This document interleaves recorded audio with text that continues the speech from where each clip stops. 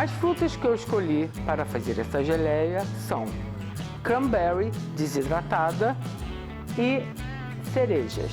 Então aqui eu tenho 150 gramas de cranberry desidratada. Vou juntar meia xícara de água.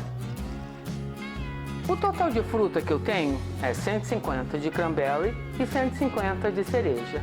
Como eu sempre falo, eu prefiro geleias não muito doces.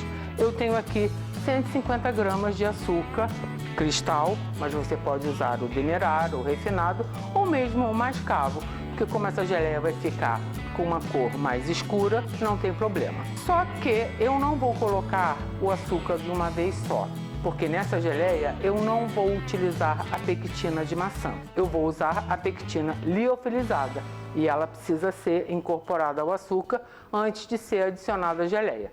Então, não tem uma quantidade exata para eu colocar agora, mas eu vou deixar um pouquinho para misturar com a pectina no final. Dá uma misturada boa. E o vinagre que eu vou usar vai ser um vinagre de goiaba. Você pode usar qualquer vinagre que você tenha à mão, ou então dar uma olhadinha na nossa playlist de vinagres e escolher e fazer um vinagre para você utilizar. Nesse caso, eu quero que o vinagre altamente perfumado e frutado, ele vai ajudar a dar mais sabor à minha geleia. Então aqui eu tenho 50 ml.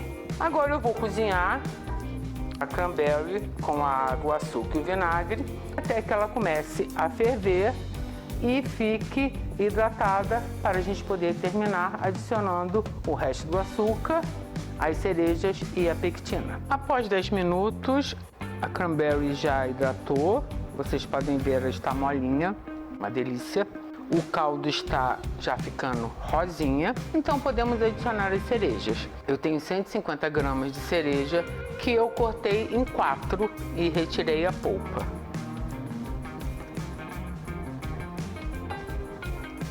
Eu vou adicionar aqui uma colher de chá de pectina no açúcar que eu reservei.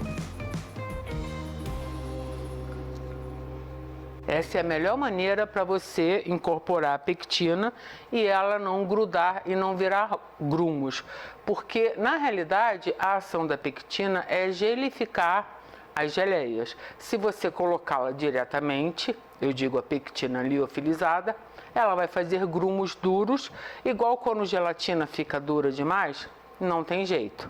Então assim você consegue que ela seja incorporada pela preparação sem que ela fique dura. Coloque igual gelatina, tipo chuveirinho, vai misturando. Aí assim não tem perigo.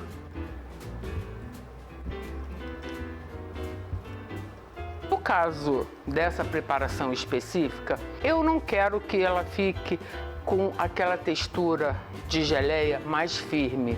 Eu coloquei a pectina para que ela engrosse um pouco o caldo, porque como eu comentei, eu gosto de usá-la como cobertura. Então eu sempre prefiro que tenha um pouquinho de caldo. Agora aqui eu vou esperar ela começar a ferver novamente.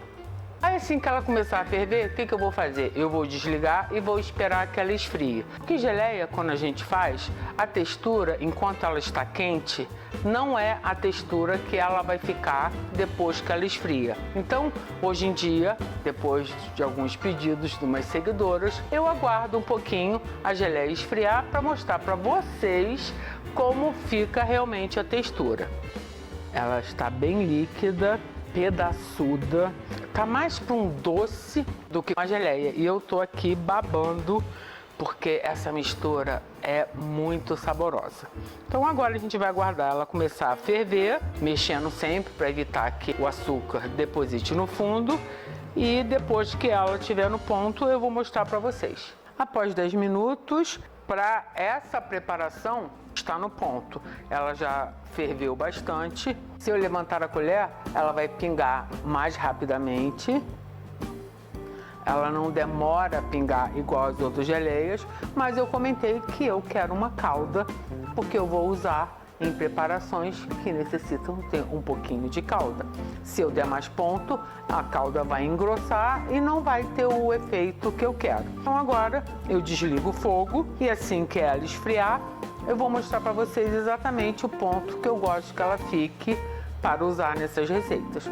Mas se você preferir a geleia para usar em outra preparação, como no caso usar um pãozinho, você pode deixá-la no fogo por mais tempo para que ela venha engrossar. Ou se você também não quiser que ela fique tão pedaçuda que fique mais cremosa, é só processar toda a fruta, aí ela vai ficar um creme. Eu, como quero vários pedacinhos, para mim está no ponto. Então, assim que ela esfriar, eu volto para mostrar para vocês como é que é a textura que eu quero que ela fique. E aqui está como eu gosto de fazer, principalmente porque quando eu faço essa geleia, eu comentei, eu gosto de colocá-la como se fosse uma calda. Caso você prefira que ela seja mais encorpada, é só você colocar mais açúcar, deixar mais tempo no fogo. É só, ela fica quase que um doce em calda.